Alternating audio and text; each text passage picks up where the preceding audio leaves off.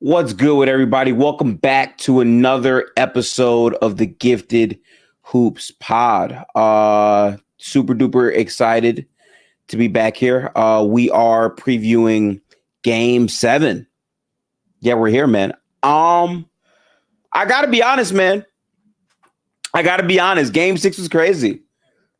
You know what I'm saying? Big shout out to everyone in the chats on Bleacher Report and YouTube. But Game 7 was Game 6. I mean, Game 6 was crazy. I was extremely impressed by the fight from the Pacers. They really fought hard to be in that game, and I just think it really is so symbolic of who the Pacers are to just go out there and compete at a high level. For multiple games of this series, we've seen a constant back and forth between the Pacers and the Oklahoma City Thunder. I think both of the ways that they got to where they got to is very fascinating to me because they got there in different ways.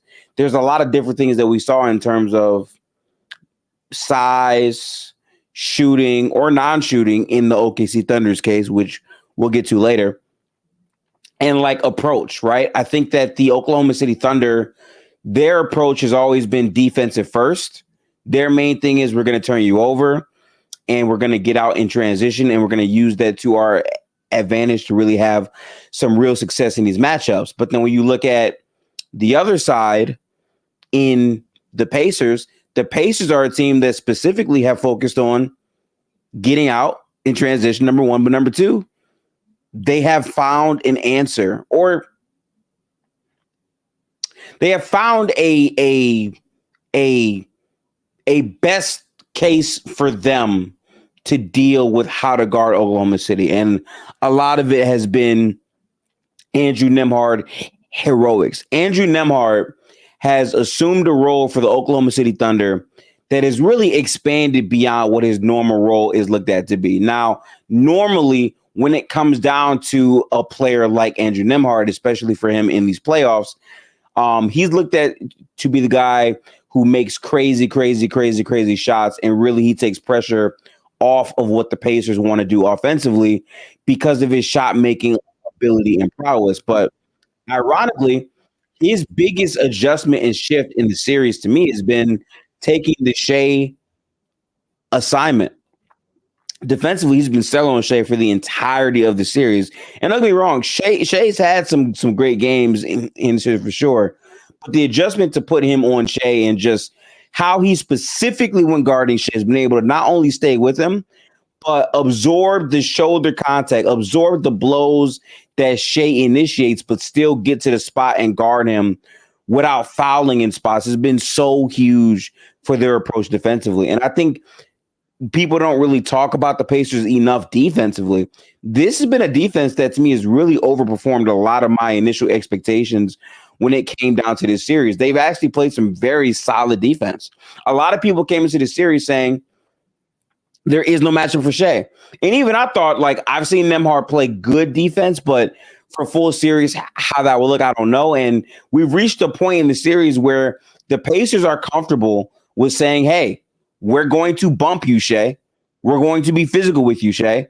But we're also going to scheme against you to exploit your flaws and your weaknesses. And when it comes down to Shea, it's a problem sometimes with finding the skip pass and all these other things. But also, we have to talk about this now. Oklahoma City's lack of shooting. And big shout out to my guy, Tank Jones. He's a huge OKC fan. But when it comes down to it, the shooting for OKC has been abysmal in so many spots. And I know people are going to really try to isolate this to a couple of players and whatnot, but on the road specifically, Oklahoma City has not been stellar. And I think a lot of it has been like the ball movement, really bogging things up have kind of hurt. I've seen a lot of people speaking about wanting Jay Will to play more in this series, not Jalen Williams, the other Jalen Williams. And I actually don't hate that look because you do want to try to switch things up a bit, but it just gets so hard when not only are you not making shots, but now the actual spacing discipline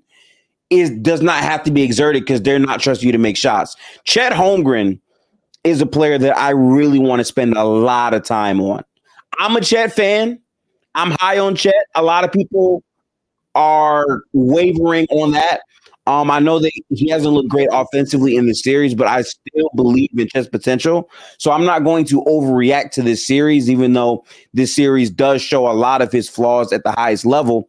But specifically for Chet, beyond not being able to shoot the three efficiently and well, his inability to consistently punish mismatches has been a big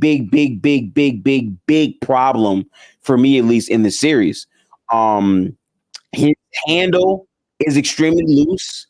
He can't really comfortably do things off of the bounce, especially off of closeouts. And it's funny because we kind of saw Chet do some of these things versus Denver or like other types of matchups. But really, in this matchup specifically, it's very, very hard for him. And if he's not going to be productive, like there's no reason why Chet should have games where he's shooting 4 of 15 against this Pacers team.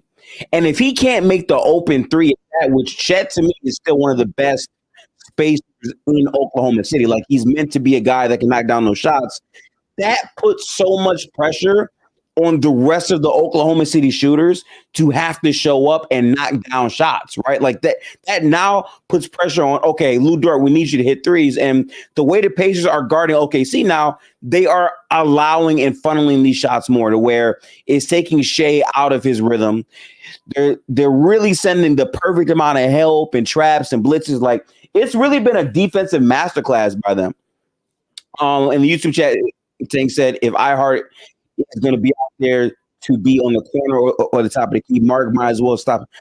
Yeah, I will say this. The amount of times we've seen iHeart get exploited in this series is unfortunate because the double big lineup I thought had real potential, but a lot of this now is really like bogging down their offense. Every time iHeart has the ball, a lot of times he's looking to hand the ball off in some type of handoff, but they're not guarding the action, so it just makes it a bit more hard for them to look good viably offensively. I also do want to say, though, like, I can't say this enough. The biggest thing for the Pacers in Game 7, because this is a Game 7 preview. We are going to be recapping parts of Game 6, of course, right? But the biggest thing for the Pacers, and I said this coming into the series, right? Because let's go back to that real quick, right? A lot of people, for whatever reason. And again, I had OKC. Right? Let's not lie. I had OKC in 6. A lot of people had OKC in 5. I had OKC winning the title before the season started. So I am very much so a OKC guy. But people thinking the Pacers had no chance in this series, none, just gave them no chance because in their mind, they really thought the Pacers were the Kings. Let's be honest. A lot of people aren't going to say that, but they really thought the Pacers are the Kings. And when I say that, I mean that in the sense of a potent offensive team that can't play defense. Because when people think about the Sacramento Kings, it's this high-powered offense that can't really do anything defensively. They're not that real. And then people try to tell this round, right? They beat the Bucks, which a lot of people, if we go back to, I feel like ball knowers understood, okay, the Pacers are going to probably beat the Bucks. But a lot of people had the Bucks because of Giannis and the potential of whatever Dame might do in the series, despite the fact that they don't have a good roster and they don't shoot, they don't shoot enough threes. Fine. When we pivot to the Cavs, they dominate them. When we pivot to the Knicks, right? The Knicks are a team that I feel like OKC fans really, really wanted to see, if we're being honest, because of the two defensive weak links in Karl-Anthony Towns and Jalen Brunson, plus the lack of depth options available for them to play considerable minutes in the series. But a lot of people, independent of that, picked the Knicks to beat the Pacers because Jalen Brunson averages 30 points per game. Shay's never lost at Madison Square Garden. I didn't know that. That's a great stat saying. But yeah, my point in all this is to say the way the Pacers have won games is as a team. Like it's never like a dedicated guy that's going to have 35 points and that's why you lose. It's a team effort. Tyrese can get 30. Pascal Siakam can get 30. Shoot, Benedict Mathurin off the bench can get 27. They really attack the game in an approach set. And to me, that is why their offense is so hard to guard. When you have a guy like TJ McConnell, who, my goodness, like I already love him as a player, but the things he's been doing in these playoffs with his impact, his just tenaciousness, the energy spark that he gives them, and more importantly, because we are talking basketball here, the specific ways he's able to generate a three, and the way OKC is struggling so hard to guard him. They put Wiggins on him, fried Wiggins. They put Isaiah Joe on him. For a lot of the series, he's been frying Isaiah Joe. The way he's so quick, gets to a spot, can't shoot, but is finding seams in the defense to create other opportunities speaks to just how dangerous this team really, really is. So to me, when you're evaluating the competition OKC's had to play to this point, Denver presented a different threat, but I'm going to be honest, and people are going to kill me for this. I don't really care. This is my personal belief. If you disagree, you can make your comment known in the chat. Denver is a series OKC should have won quicker. And I say this all the time because when you really look at that series versus Denver, what happened a lot in this series was specifically zone defense. A lot of it was just zone, zone, zone. And to be honest, OKC was simply like not doing the proper things to really beat the zone. Shea had multiple games in the series where he kept trying to attack the zone from the top and not the angles. And once he figured that out, it was light work, right? So like that was a series that probably should have been done. I think this series versus the Pacers, you can make a similar argument with, but the problem I have with that is I just think the Pacers offense is a lot more dynamic than Denver's offense. And I think also the defense I've seen the Pacers be able to play, like the things I've seen from Nembhard defensively alone in this series, even with Miles Turner, who's been very up and down offensively, but still finding ways to be impactful, that has given OKC problems. But ironically, I do agree with that saying, like, it is kind of a mirror in certain aspects to the Denver series. What up, Irvin? So for me, when I'm looking at game 7, we got to like really paint the picture here, right? I said this coming into the series. I had OKC in 6. I had full belief in the Pacers getting a game on the road. A lot of people did not. I had OKC winning a game on the road. They did that, even though that was a very, very tough game. They could have lost. They got game 4. I then had OKC winning game 5 and 6. They win game 5. Pacers blow them out of game 6. We now have the game 7. And why I love game 7s in basketball so much is because when it comes down to like evaluating the series and whatnot, a game 7 is high pressure, high stakes. One role player can send you home. Okay? One role player. It could be Isaiah Joe, 5 threes. It could be Bradley. That's right.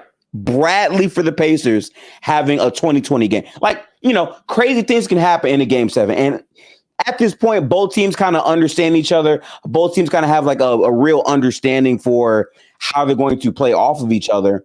But when it comes down to it, it comes down to execution now. And Jalen Williams has been spectacular in the series. I think he's played a lot of good games, but they're going to have to focus on rim pressure, getting out in transition, and specifically finding an answer for TJ Nash. That's right. I call TJ McConnell at this point TJ Nash. In my opinion, you got to start going under screens a lot more. Like, I don't understand why there's moments where they go over the screen when he can't shoot, like go under the screen, really force him to get to that shot. And then more importantly, like letting TJ be the guy to create. I'm sorry, if TJ McConnell is creating threes, especially when Tyrese Halliburton is not on the floor, you're playing a losing battle. That's not going to be a battle that you can be consistent in your approach to have real success on. You're going to have issues, right? That's going to be a super big problem for you. I also think, and this is a mad thing, they need their bench to hit threes. I'm sorry. Isaiah Joe, Jalen Williams, Aaron Wiggins, Kenrich, like maybe even Casey Wallace, they need someone to hit threes for them. Because if you're going to shoot this badly and then at the same time barely have any assists, I mean, there was one point in game 6 where Tyrese Halliburton, late in the third quarter, had more assists than the entire Oklahoma City team. He had 5 assists. So the entire team has 0 assists. Tyrese has 5. Like it cannot get to that point in a game 7. It just can't. And I got to be real. I hate to say this too, but if we're objectively looking at the series in game 7, to me, all the pressure, even though this is a home game, is on Oklahoma City. And I said this before the series. I said this as we watched how these games played out. Game 7 for Oklahoma City is everything because of what we've said all year long, how dominant they've been, how much of a real team they've been. I don't care if they win or lose the series. To me, this Oklahoma City team is one of those dominant, historic. Like, I respect the team that they were. I do. But the funny part about this game is the fact that win or lose, we're going to look at Sam Presti and say, well, damn, you couldn't have gotten another capable shooter, because most of the games that they lost in the series has come down to they just don't hit enough threes. Right? Like their offense is not good enough and their defense kind of craters because the other team is having a crazy offensive night. Like that's been their foundation to losing these games. And many OKC fans, I said to myself, like I said 2 years ago, why don't they turn Davis Bertans' contract, which was bad, with some picks into Lauri Markkanen and see how that goes? Didn't do it. They could have got Cam Johnson for, I think, Isaiah Joe and I forget who. It was one other contract on the team. I'm right. Like they could have did that. Now, to be fair, they did turn Bertans in the case of Wallace. I can understand that. But I'm just saying in terms of having like a knockdown guy, they needed someone there. And I feel like there's multiple names that could have been in that role. But to me, that is the small bit of variance they have not had. And that's been the difference between them going to a game 7 and maybe being done in the series in 5 or 6. The shooting. Like, you just can't shoot that bad and have that many limited assists in your offense to really win a series. That's just hard to do. But independent of that, they have the pressure because of how dominant they've been, how legitimate they've been, how good Shea's been the entire year. Like, this is very much a game where you have to prove that you are that team. Even though I think they are, you have to show that in a game 7 at home. Now, there's a chance that they just dominate them. But what I've seen from the Pacers time again is really outside of game 2 where it was just complete devastation. It was up.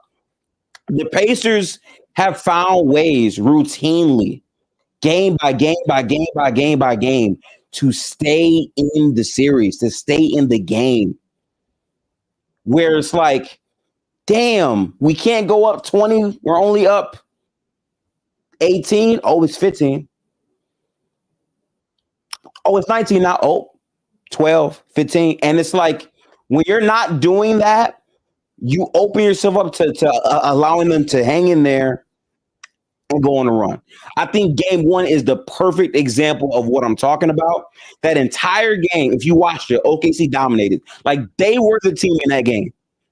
But the Pacers did just enough, just a little bit of devil's magic to stay in it. Miles Turner, off the glass threes, right? Crazy pull-up shots. And then it gets to a point where, okay, now down the stretch, they have it going, 3-point game, 2-point game, and they have a great close by Tyrese Halliburton, who, by the way, has not played exceptional in this series at all. I think OKC's defense has really taken away his impactfulness in a lot of different ways. But at the end of the day, Tyrese has still had clutch moments in this series. He's still been the best clutch performer for the entire playoffs. And we're talking about a game 7 now. So to me, I'm looking at this as, wow, how's the game going to look? Because to your point, Pacers have only led for 2 minutes, which is wild. to only lead for 2 minutes at Oklahoma City. But the funny part is sometimes that's all you need. Like, I'm pretty sure the Pacers didn't lead at all in game one until the last shot. I think the last shot was literally their first lead of the game. You can fact check me, but I think I remember that correctly. They started leading, for 0.3 seconds. So they had the lead for 0.3 seconds in game one. But that's why to me, like all of the numbers and data about so and so, such and such, this and this, I don't think this game 7 is going to be a cakewalk. I don't think it's going to be a blowout. I could be wrong. I'm willing to eat my words and be wrong about that. I genuinely look at this situation as something that is going to be a legitimate slugfest back to back, where we're looking at the stretch to end the third, because my favorite part about the series for me has been identifying how both teams are ending quarters, right? When I saw the Pacers up a whole ton, but I saw OKC close the gap at the end of the third quarter and game 4, I'm like, okay, it's not over. Like this is still like, I know the Pacers might have the lead right now, but OKC still has a chance. And OKC has shown they can win a clutch game. Like, I think one of the dumbest narratives I hate about this series so much is people trying to act like OKC can't win clutch games. I don't get that. Both teams to me have shown me that they're capable of coming back from down different levels of deficits and winning basketball games. I've seen it all playoff long. More importantly, I've seen great examples in game 1 and game 4 in this series. So to me, if your rationale for trying to pick the Pacers is you just trust their offense more than OKC, to me, I would say you're also trusting their defense to get more stops against OKC's offense. Because to me, it's not really about the deficit stuff as much. It's more so about execution down the stretch and, more importantly, making shots. I'm sorry. Like I know it feels so rudimentary to just say who's going to make shots, but dead ass, that's what this series has been. Straight up. If Aaron Wiggins isn't going 0 for 4, if Lou Dort isn't going 0 for 5, if Shea and J-Dub are making their threes, game looks different. But the dangerous part is I just do feel like the Pacers offense is fundamentally better than Oklahoma City's. I do think that way. And I think that they move the ball a lot more than Oklahoma City. I think in the series, they lead OKC by a ton in total assists. I got to actually remember the number. I can't right now for some reason, but they're lapping them in that. And I think that if you're OKC, if the Pacers are not turning the ball over, you have to be creative. And my biggest thing with OKC is this: no matter what you do offensively, both teams have to lock in and say, we can't turn the ball over. Because in most of these games, the way they're winning and losing games is all turnovers, both of these teams. Because both of these teams love to run, love to get out. And when they're turning you over, they're scoring the basketball 9 times out of 10. So if you're Oklahoma City, your main bread and butter to winning games all year long, all postseason long, has been turning your defense into offense, running out. Yeah. And I think the biggest – I'm so happy you said that in the chat, Tank. OKC desperately needs to have more off-ball movement. I agree. I 1,000% agree. Because when you don't have those off-ball movements and counters into your offense, you become very predictable. Things get very still. I'll give you a prime example. I'm a Warriors fan. This is technically a Golden State stream, but obviously it's the finals. We got to talk about the finals. Boston versus Golden State. Right? Golden State had a ton of off-ball stuff going on. Boston's main offense was, I'm Jason Tatum. I'm Jaylen Brown. Where's the Curry switch? Most of the time, that was their offense. Like, let's find a mismatch. Let's make sure that we exploit that. That's how we are going to have success in the series. And what wound up happening is they took away the drop coverage by letting Steph shoot these shots. But once it got to a point, they tried to flip it, and then it was too late, and then there was too much going on. And then, eventually they wound up losing that series. OKC can't fall in love with the ISO stuff because they got guys that can do it for sure, but you need to get the ball moving.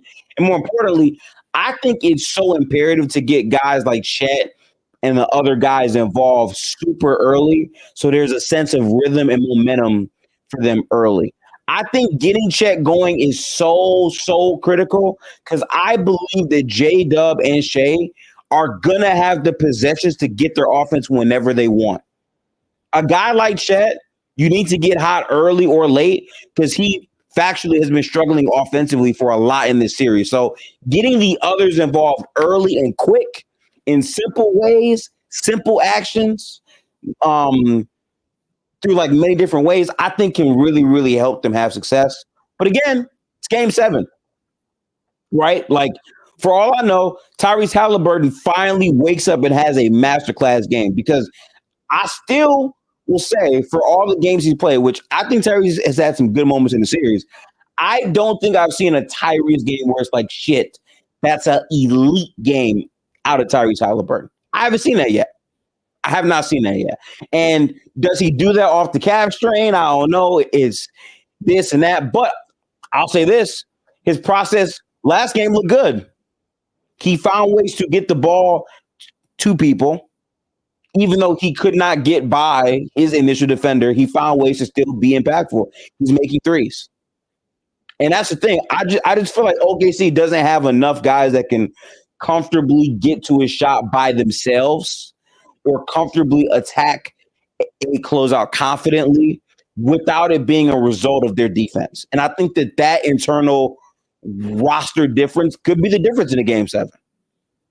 But I can't outright tell you, I can't tell you what's real. So for me, and this might be soft, whatever, I'm just be honest, I don't have a pick. I'm watching this as a basketball fan. I've already been wrong about the series. I had them in 6. They did not win it in 6. We're now going to a game 7. To me, a game 7 goes to anyone. I'm going to sit back and watch it with the open, brain. And honestly, for me, regardless if the Pacers or Oklahoma City lose, obviously we know there will be memes. There will be players who are laughed at, taunted. All that stuff is going to exist no matter what happens. But for me personally, as a basketball watcher, I just appreciate the finals for what it's been. A lot of people came in saying, oh, my God, OKC, Pacers, I don't want to see this finals. And it's literally been one of the best finals I've ever seen. It's been a phenomenal series. And I think that regardless of how it ends, I'm happy for either team that wins because we saw some real hoops. We saw some in the mud, down 5. What are you going to do to win the game? Pacers steal game 1. We saw, okay, Pacers have a chance to go up 3-1. OKC grits themselves back in the game. OKC turns the clamps on in that fourth quarter, stopping them and scoring, and Shea scores all the clutch points. We saw both of those games. A game 7? Don't know. But just for me, in terms of my watching experience as an NBA fan and just appreciating the game, this finals gave back to the game. So I can't complain about that. This is Friday, so I'll be back to stream again for this Bleacher Report segment on Monday. We will be recapping the winners of the NBA Finals because the finals takes place on Sunday.